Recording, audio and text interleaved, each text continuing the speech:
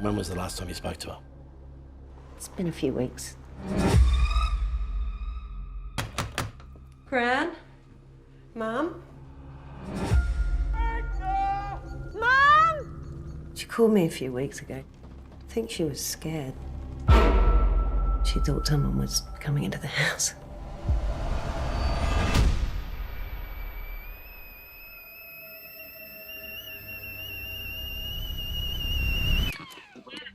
Muchas gracias a todos.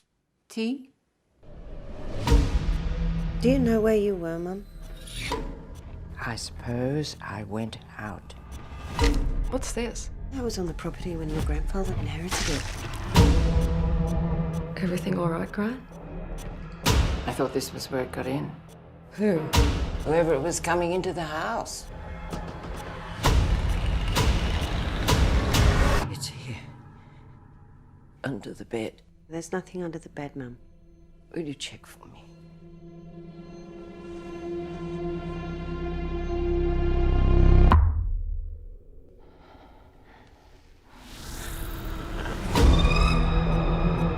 I can see you.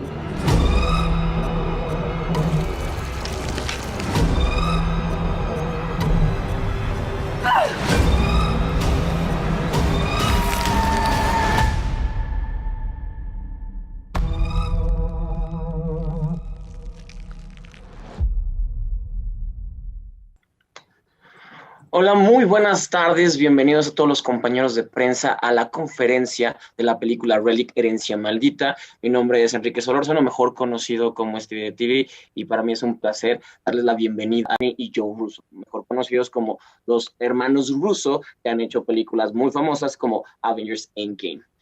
Les comento que esta película nos presenta la misteriosa desaparición de Edna, por lo cual Kay y su nieta Sam irán a la casa de campo para empezar la búsqueda de la abuela. Al llegar, se encuentran con indicios de la inestabilidad mental de Edna, y mientras más tiempo pasan en la casa, una serie de eventos sobrenaturales las llevará a explorar el terror más oscuro que habita en su. Esta película obtuvo 6 nominaciones en los premios de cine australianos, y como premios Gotham, nominada a Mejor Película. El National Board of Review la puso como una de las películas independientes más destacadas del 2020, y también estuvo en el Festival de Sitges, donde se llevó mención especial por su dirección. Sin más, es el momento de presentarles a todos ustedes, a toda la prensa de México, a la directora Natalie Érika James. Natalie, thank you to be with me. Thank you to be with all the press. Oh, of course. Good morning. Yeah, thanks for having me. I'm stoked to be here. Yeah. So let's talk about Relic. And the first thing that I would like to talk is that this idea came from a very personal moment in your life. So could you please tell us a little about this, please? Yeah. It was definitely, inspired by my own kind of family history. My grandmother had Alzheimer's for a number of years, and I actually started writing it during a trip that I took to go see her in Japan. And unfortunately, on this trip, it was the first time she couldn't remember who I was. And obviously, that was, hit me really hard. And I was struck with a lot of feelings of guilt about not being there more for her, or going to see her more often.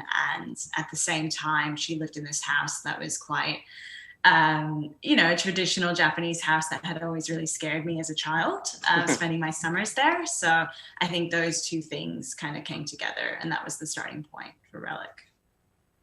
Okay, so now you have the idea, the script. How do you get to make the film made? I mean, how do you get involved? Jake Gyllenhaal or Anthony John Russo? How did this thing happen? Yeah, good question.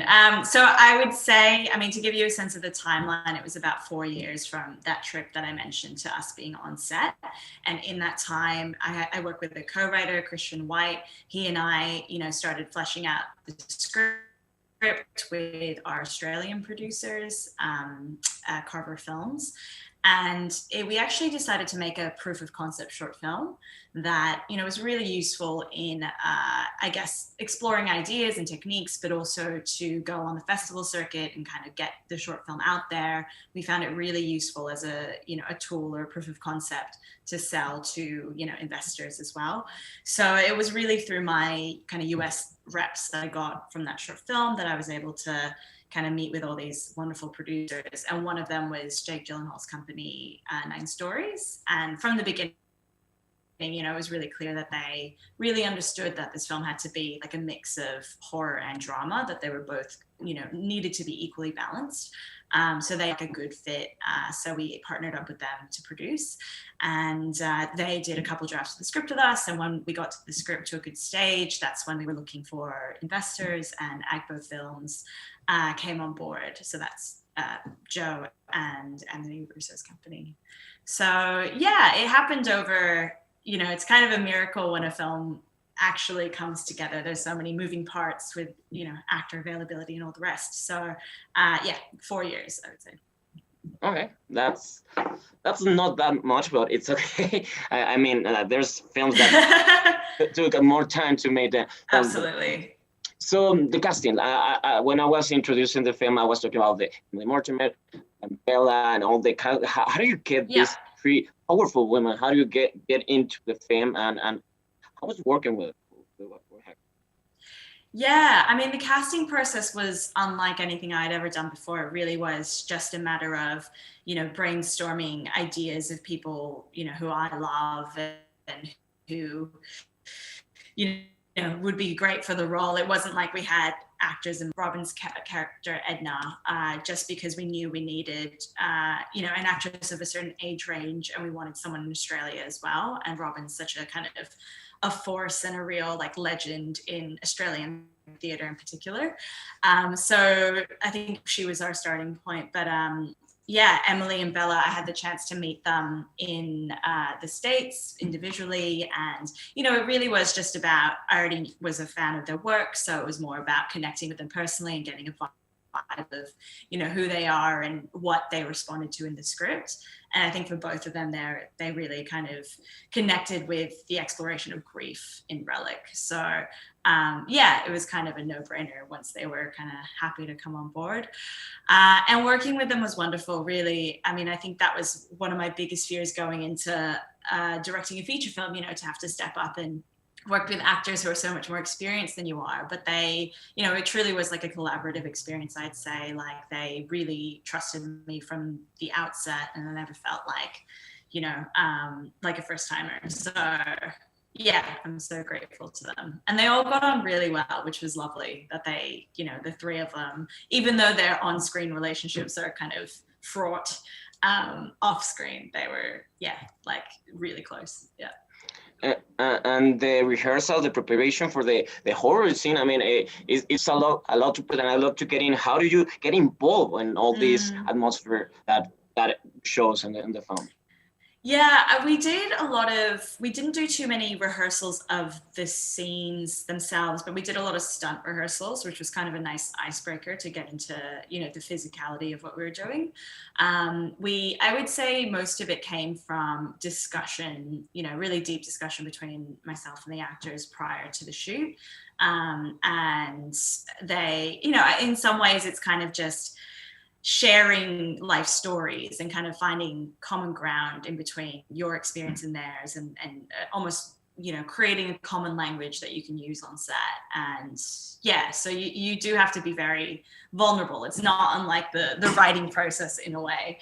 And then on set, I mean, it's really tough for actors to do a horror film. It just means that they have to be, you know, at a level 10 for days and days. I think Bella cried for about 4 days straight. So it's a lot, you know, it takes a lot from them. But yeah, the endurance of it is tough. And I guess you just have to, as the director, create an environment in which they're safe to do that. And, you know, really being, creating an environment which gives them that space, and that, you know, is maybe a bit pulled back with the crew, and quieter and gentler. And, you know, yeah, I mean, it's hilarious sometimes making a horror film. You're doing ridiculous things like, you know, using books to like prompt scares and all that. But yeah, it can be a fun place as well.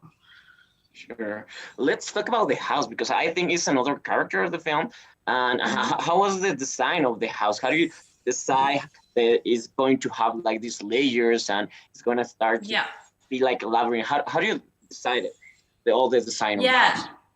So from the outset, we really wanted a space that wasn't really signaling a horror, like haunted house from the beginning, you know, in that classic kind of Gothic style with darker walls and all that. We really wanted a space in which you felt, you know, the sense of decline and decay already, but that there were happier times, you know, in the past. And so for me and my production designer, Stephen Jones Evans, we built in this idea of the familiar becoming unfamiliar. So we wanted a sense that it, you know, it was both cozy, but then over the course of the film, kind of that was turned on its head. And I guess, you know, it became an uncanny space. So, you know, we went with softer kind of palettes and creams and pastels. And in terms of the labyrinth itself, we wanted to make sure that the divide wasn't too, it wasn't like you were walking into, you know, Narnia, like an alternative universe. We wanted that to be a gradual shift. So we used all the same architectural language as the rest of the house in the labyrinth itself. That was obviously a built set. And yeah, made sure that the, you know, the sense of decay and, you know, the uncanny architecture kind of crept in, so that by the time Sam, you know, finds herself stuck in this space, it's too late, you know, and that it has been this gradual decline. Much like, I guess, Alzheimer's can feel as well, that you quickly adjust to the new normal. And by the time you look back, it's kind of like, oh, that's completely separate to where we were. So yeah, those are some of the considerations that went into building the house. Another thing that I love is that you went very old school. I mean, there's not like a lot of CGI. There's more like prosthetic. There's more like animatronics figures. Yeah. How was working with them, and how was deciding the prosthetics and all that stuff? And what do you decide be more artistic and than using CGI? Yes, yeah. No, I'm a huge Cronenberg fan, and growing up, I loved, you know, all those films that use the practical effects. So I think the marriage between the practical and the CGI, and there is CGI in the film, there's about probably 40%, but it's all clean up, or, you know, just to like push it that tiny bit more. So yeah, I loved working with prosthetics. Like we did, we built essentially an animatronic puppet, and that was my first time working with that kind of tech. And yeah, it was wonderful. It was like the first time I saw the finished kind of, you know, we call her the other, Edna's final form. I burst into tears because it was so beautiful. And during the, you know, the shooting of that final scene, you know, there was just the animatronics guys next to me with little, they looked like car remote controls. Sure. And they were able to, you know, really, the nuance and expression that they could capture, I was really shocked by, and I really, was so happy with the result. But generally speaking, there are about 8 to 9 stages of Edna's decline. So, you know, it started with the bruise, and then we had a stunt double as well who did a lot of the kind of movement work. So yeah, it was lots of fun to work through. Yeah. Are you a huge fan of horror films? I can see it for the film because I can see Gothic aesthetics, I can see Asian, but are you considered a huge horror film? I am, yeah. I watch a lot of horror film, actually. And I think my love for it started quite young. When I was 11, the first film I saw in a cinema with my friends was The Others. Oh, Alejandra Amenábar, nice. Yeah, one of my favorites. And I just remember being so shit scared, but also loving the experience because it felt like you were on a roller coaster of sorts together. So yeah, since then, I definitely kind of, you know, just consumed all the Asian horror I could get my hands on as a teenager. And yeah, to this day, you know, I feel like for me when I want to relax at the end of the day, I either watch comedy or it's horror. Because it's like there's a coziness to it because you understand the beats and, you know, you can kind of go along for the ride, which is wonderful. Okay, it's the moment to start talking with the press. So they already sent me a question. So starting with the Q&A. And the first one is from Bernardo, de Un Gato en el Cine. How was the creative process for the film like? And what advice would you give to any young aspiring filmmaker? Oh, the creative process. Yeah, I guess having made the short film, there was already kind of a a base of ideas to work with. And the way that I like to work is to amass a lot of visual research while I'm writing as well. So that kind of works hand in hand. It's not like the writing is one part and then we move to like how we're going to cover it. So yeah, by the time, you know, the film's up, I already have like a sense of just, I guess, visual references and kind of production design elements, or, you know, sound design kind of notes. And then you just build with your collaborators from there. So that's kind of the creative process. And I guess in terms of advice for younger filmmakers, I would say probably the most important thing is just to keep making stuff, because I think even it doesn't really matter what level, you know, or what kind of budget you put into the work, as long as, you know, if you want to be a director, the reality is you have to direct. And there's, you know, when I was kind of trying to get Relic up, you know, I worked in ads a lot, and I would do all sorts of jobs from production assisting to, you know, director's assisting, but I always made sure I was making my own music videos and short films. And that is really the only thing that's going to convince other people that you can, you know, do the work to get the feature made. So I would just say, make sure you're climbing the right ladder, and, you know, you have to do all sorts of jobs to pay rent, but don't lose sight of, you know, the main goal. Perfect. The second question, Danny Boo, for Séptimo Piso y Filmadores. I love this question. How do you manage or deal with your fears in real life?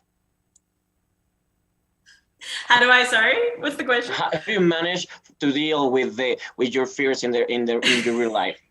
I think you've seen just my fears painted on screen. So it's probably, I imagine, you know, it's not like you go into it thinking, oh, this is going to be therapy for me, but I feel like what ends up happening is that you do work through some of that stuff through the creative process and the making of the film. I really feel like horror is, you know, what appeals to me about horror is that it is so personal, and, you know, it's really subjective as well. So it is interesting. You know, I'm laughing because I'm writing stuff at the moment that similarly deals with like super personal fears, and it can be tough, I have to say. Like it really it forces you to look at some dark things inside of yourself. So yeah. Great. So the third question will be AJ Navarro.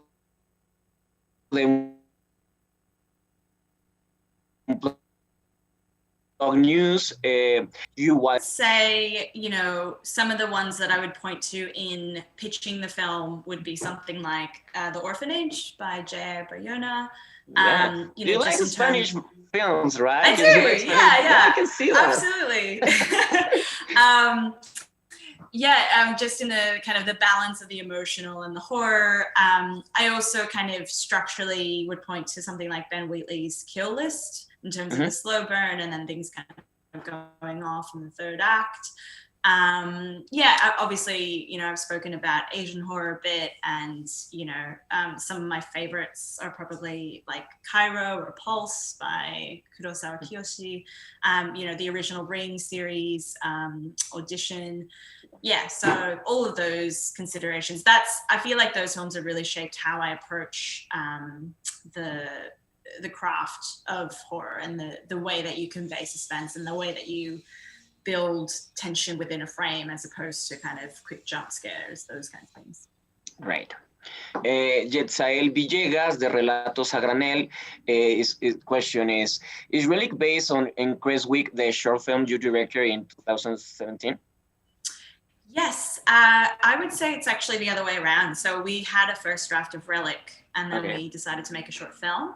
And so we came up with a shorter kind of story between a father and a daughter. We wanted to convey it in a more succinct way, as opposed to trying to cram a feature film into a short, but same tone, same themes. I think you can see a lot of the imagery and the ideas from Creswick in Relic. So. Perfect. Gabriel Escogido de Tomatazos is asking, do you think the difference between how Sam and Kay want to take care of Edna respond to how different generations think of the mental illness? Yeah, I think that was a really conscious thing of ours, that they, in essence, kind of start in opposite on opposite kind of opinions on the subject, and then they kind of cross over at the end, and they end up kind of doing the opposite journey of each other. But I do think there is, obviously in my case, there's a kind of separation between responsibility, because of like being a granddaughter and having a grandmother with Alzheimer's, that kind of the weight of what to do in that decision, and even having to like convince someone isn't on the granddaughter as much as the mother. So I think inherently it's a different approach. I wouldn't generalize and say that's what each generation thinks, but I think there's I wanted to convey some nuance in opinion, or difference in opinion between the two. Perfect. Emilio Sanchez de UCE is asking, how was your creative process while writing the script of Relic? Yeah, I feel really lucky. I have a great co-writer, and it's amazing to be able to, especially with such heavy subject matter, to be able to kind of pass the script back and forth. So how we usually work, you can probably see my crazy scribblings in the background, is just to come together and, really work through the plotting together, through the different acts, and then we go off and we write separately, but then just pass the script back and forth. And you like often will revisit your plotting if things aren't working. But I tend to like knowing where I'm going. So, like outlining and all that kind of stuff, whereas he's much more into they call it like pantsing, where you're just kind of like seeing where it goes. So we kind of meet in the middle. Perfect. Daryl Chan, the versus question is, did you expect such a good feedback and success with the film? What is your reaction to the positive critics of the film? Yeah, I mean, no is probably the short answer.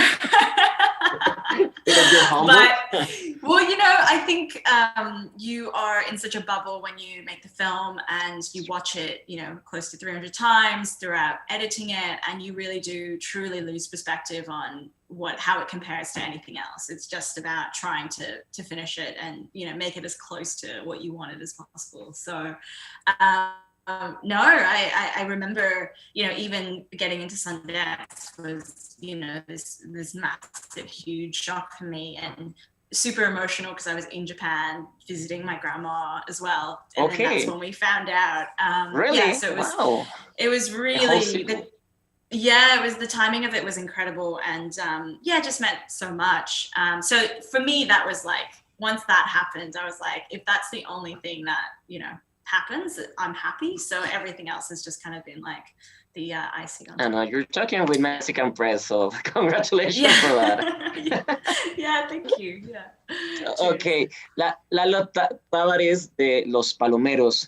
Do you have any interest in trying another genres besides horror? Yes, I guess my focus, or what I love is I guess heightened storytelling or subjective storytelling, and for me it's really about the ideas in the film and what it's saying. So beyond horror, I'm a huge fan of like grounded sci-fi, anything that has like a magical realism element, or like a psychological kind of lens through which you're experiencing the story. That's interesting to me. So yeah. Great. Diego Rodmore de Café con Cine. The question is, many recent horror gems have been directed by women. Where does this interest is representing generation dynamics from the lens of the horror genre? Oh, I'm sorry, I missed the second part of the question. Basically, it's asking, so what do you think about all the films that are directing female based on horror? What do you think about why women are taking the independent horror films and that dynamic of the lens of the horror? Yeah, well, a few, I don't know, ideas, like don't know for sure, but I can only speak for myself. But I feel like a few things. So one is probably the shift to consciously try and support female filmmakers, probably like post Me Too movement. There's been a real kind of like meaningful conversation about that, and meaningful kind of programs and efforts to bring up filmmakers and, allow them to make their first features. And I do think that, women have always been interested in horror. It's just that there haven't been that many female directors in general across the board. And, there's maybe an assumption that women can't do horror, that they, wouldn't be interested or whatever it is. But also part of it is probably that our conception of what makes a horror film has kind of broadened. In a way, there's a real wonderful kind of variety in the types of different horror, which just means that what gets funded is probably shifting as well and becoming a little bit more open. And that means that, these wonderful kind of stories that aren't necessarily guts and gore, those films are being made, and they can have kind of emotional resonance as well. So maybe that's partially one of the reasons. Perfect. Irving Torres de CNNT. While agents have some terrifying moments, the movie breaks us with the ending. So how was the process of achieving this metaphor of aging, like achieving the metaphor of aging and the all topics that of decay? Yeah. Mm-hmm. I mean, I guess it starts in the writing process, right? You have to find kind of ways to in any film you have to find ways to visualize your themes. And so for us, like, that's a very literal thing that's pushed to the supernatural extreme. We have the kind of black mold as well, which helps to kind of convey that sense of decay, and of course Edna's kind of body literally falling apart as well.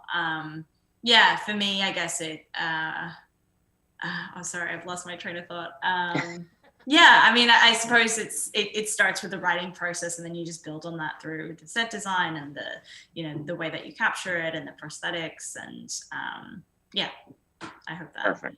Okay. The question is, what about the relationship between the elements from the terror classic films and your vision of this film? Oh, I'm sorry, I missed that. I lost it. Let me. What about the relationship between the elements from terror classic films and your vision in this film? Terror classic? How the relationship, how they work in your vision of the film and the classic terror films that you have been watching. I'm guessing the question is more about like the balance of horror and drama. Is that right? Okay, we can. I'm sorry, I don't understand the question either. Sorry. That's all right.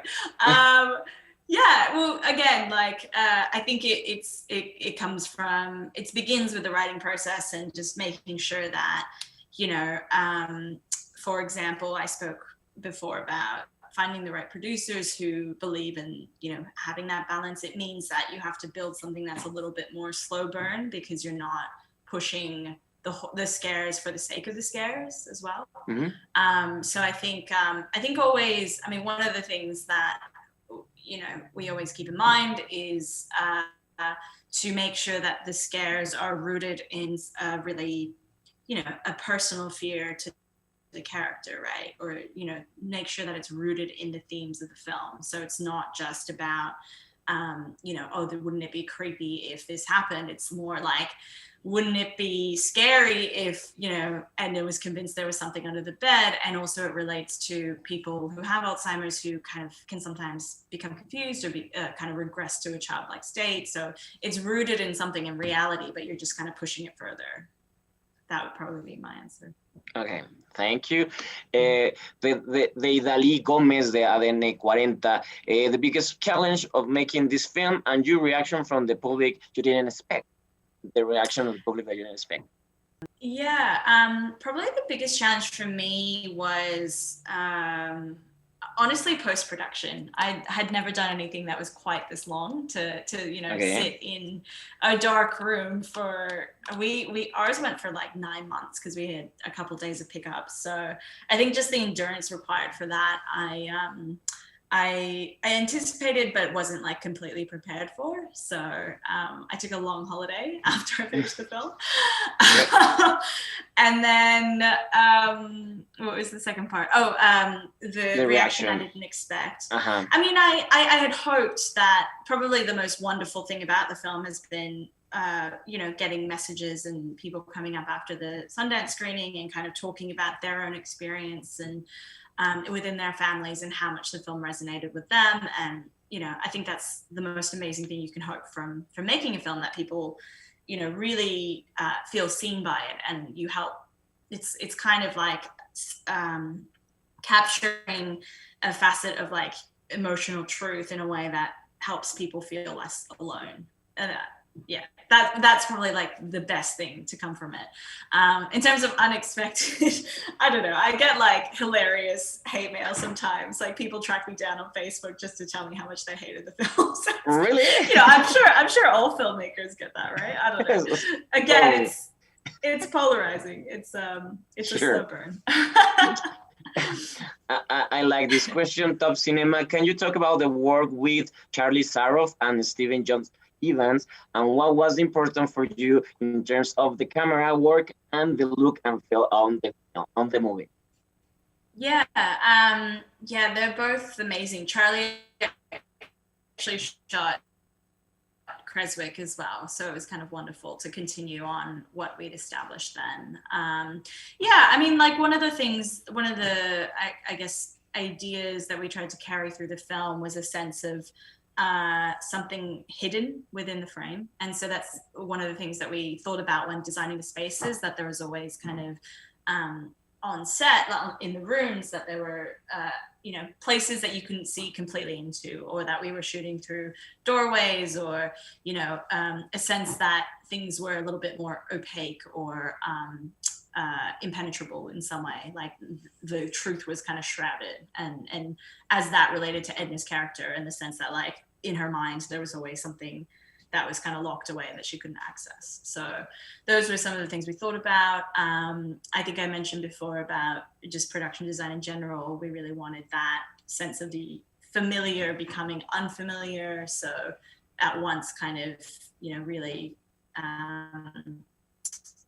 homey and cozy and comforting, but also to have that kind of the rug pulled out under you from that state. That was that sense of alienation. That was what we wanted to bring into the production design. And then with the camera, I remember talking a lot about kind of destabilization. I guess the film is a lot about shifting perspectives for all three of them as the film progresses. So we started it in a really grounded place, and we kind of unravel things from there.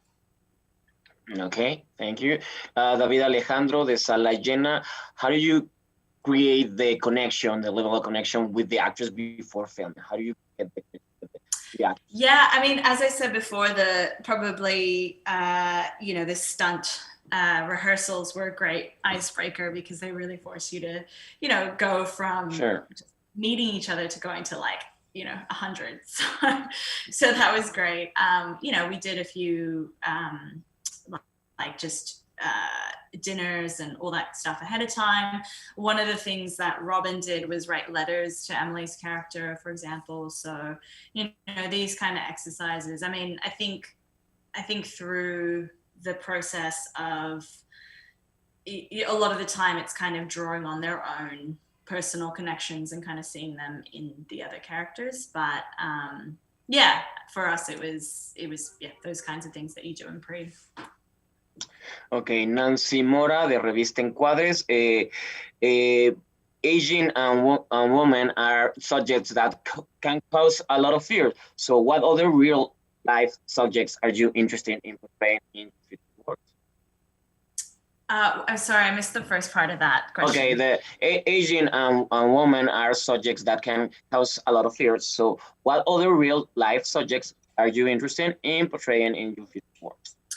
Yeah, I'm interested in, I guess, motherhood as a subject as well. One of the films I'm writing at the moment deals with kind of the fears. The fears surrounding motherhood, but like new motherhood, like so the kind of decision to have a child, and how that affects.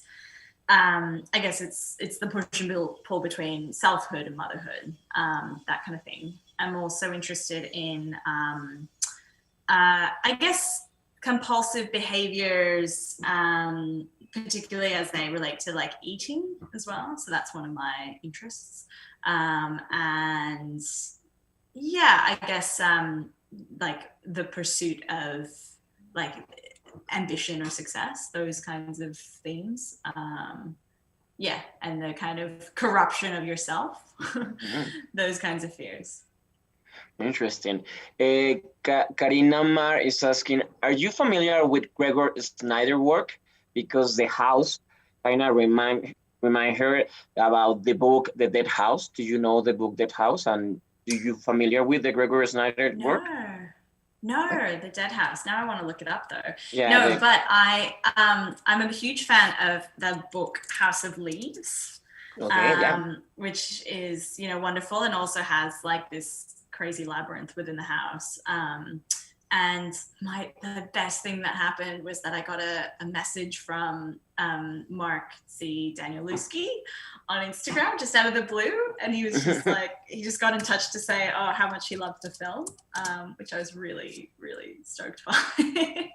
Yeah. Okay. Carlos Huerta, Óculos de todo el cine. In the end of the film, the biggest revelation of Edna and the emotional connection between her and Kay and Sam was a challenge to present such an expedition. I don't get the word.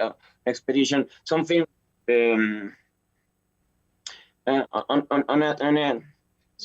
unexpected ending. Yeah.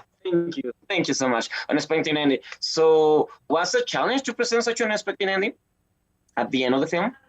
Was it a challenge? Yeah, I mean, it's tough. I think again, using prosthetics really helped because it gives the actor, you know, such a immediate visual, you know, and I feel like Emily, when in handling the other, you know, the puppet, had such a reverence for, you know, how it was crafted and its fragility. And I guess that was the main thing that we wanted to convey, that, you know, our intention isn't to like demonize people with Alzheimer's in this film. It's more just to shed light, obviously, on you know, the effect it has on other people, on the effect it has on them as well.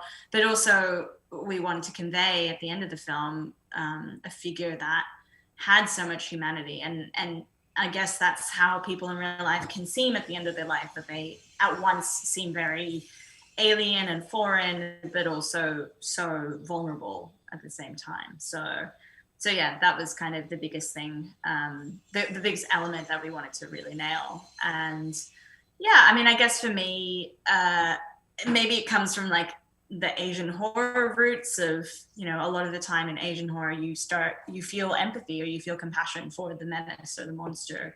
And often it's a woman who's been wronged or neglected in some way. So yeah, it was never about, you know, vanquishing evil and, you know, let's destroy it. It was more about, you know, how do we work with it, or how do we live with it? Thank you. Mario Hernandez de USA. In a project like this, do you do what you wanted to do, or do you want what you think the public would like to see on this type of films, a horror film?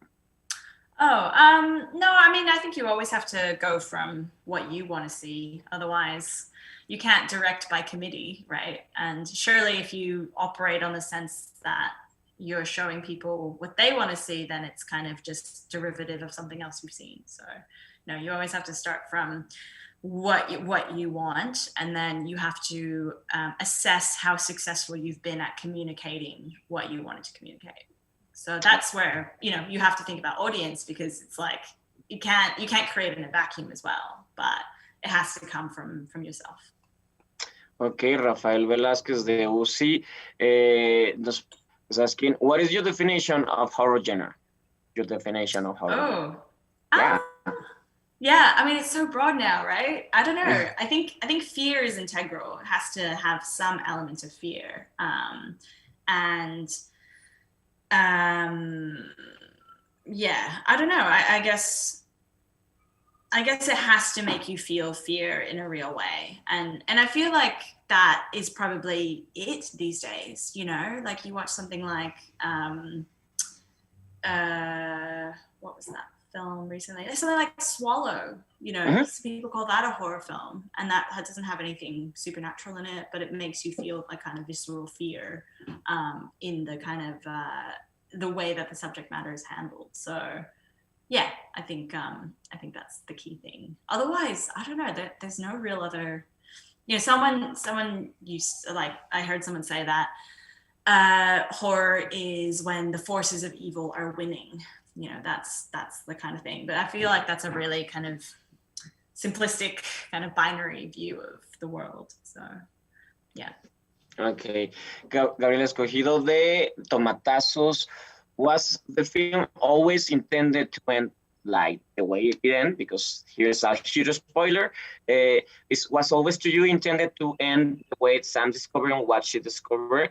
So could you talk about a little about that ending without saying any spoiler? And that was important to you in the story? That ending, that moment? Yes. So yeah, as I spoke about before, the sense of compassion that was really important to us, that you kind of build in empathy for Edna's character, but also kind of how she ends up at the end. So I think what was key to us was that her transition, or, you know, the way that she degrades is really what drives the horror and what's scary, and the way that she acts out. And it kind of mirrors how people can be as well when they suffer from Alzheimer's, that they can, you know, act out a character and they can be aggressive and violent. And those things can be really scary, but at the end of the day, they're still themselves. And it's more a question of like how much you know, how do you, in a way, you know, if it's the end of their life, like how do you help someone to die and how do you be there for them? So yeah, for me, that was central to the film and why I wrote it in the first place. And I don't think I would have made it if it was just a matter of, you know, bashing grandma and leaving her to die. I know. And yikes. This will be the last question. Pablo Manchado from El Manchas. What do you think is the most challenging aspect of directing such a complex genre like horror? I think we already talked about that, but we can. Yeah. You know, I think it's always really tricky to get the balance right with tone when you start in a really grounded place and you have to take it to such extremes, and just making sure that you're not edging into something that's too ridiculous, you know, because it's so heightened and so out of the norm. So yeah, you constantly have to kind of check yourself and the tone of the film and make sure that you're striking the right balance, so that it's, you know, disturbing and it can be shocking or whatever and emotional, but it's not laughable. Even though I think there are moments in the film where you just kind of, you can't help but laugh because it's so like, what else can you do? Yeah. Oh, okay, Natalie, thank you so much. The time runs out. Is there something you want to share to the Mexican press that you can say about Relic, Herencia, Maldita, or something? No, I think we covered it. No, I really hope, yeah, it's well received over there, and yeah, I hear Mexican audiences really love horror, so sure. Yeah. And I gotta say that we're pretty lucky because we will have the chance to watch this film on a movie theater, because in a lot of parts of the world they didn't have the chance for the pandemic, and here, thank God, we have that chance. So please, people, go and watch it on movie screen. It's amazing. Yes. Yeah, so get that surround sound. Yeah. Exactly. Thank you so much, Natalie. I really love talking to you, and I really loved that you've been talking to the Mexican press. So thank you so much, and I hope to see you soon. Yeah, thanks for moderating. Appreciate it. Yeah. And a todos mis compañeros de prensa, les recuerdo que la película se estrena en 462 salas en todo México, en Ciudad de México, en Estado de México, Aguascalientes, Potosí, Tlaxcala, Zacatecas, Hidalgo, Durango, Chihuahua, Baja California, Morelos, Guerrero, Chiapas, Oaxaca, Tabasco, Michoacán, Veracruz, Nuevo León, Tamaulipas, Querétaro, Quintana Roo, Sinaloa, Sonora, Jalisco, Colima y Nayarit, the whole country. Así que pueden ir a ver esta película, Relic, Herencia Maldita. Se estrena el 8 de abril en todas las salas que en todos los estados que acabo de mencionar. Muchas gracias a todos por acompañarnos.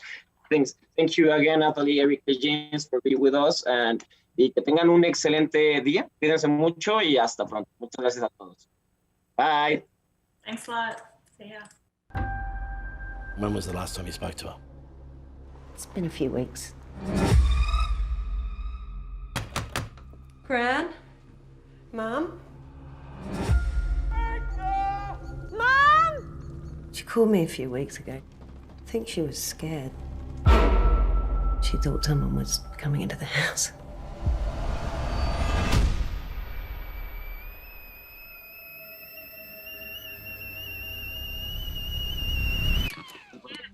Muchas gracias a todos. Tea? Do you know where you were, Mum? I suppose I went out. What's this? That was on the property when your grandfather inherited it. Everything all right, Gran? I thought this was where it got in. Who? Whoever was coming into the house. It's here. Under the bed. There's nothing under the bed, Mum. Will you check for me?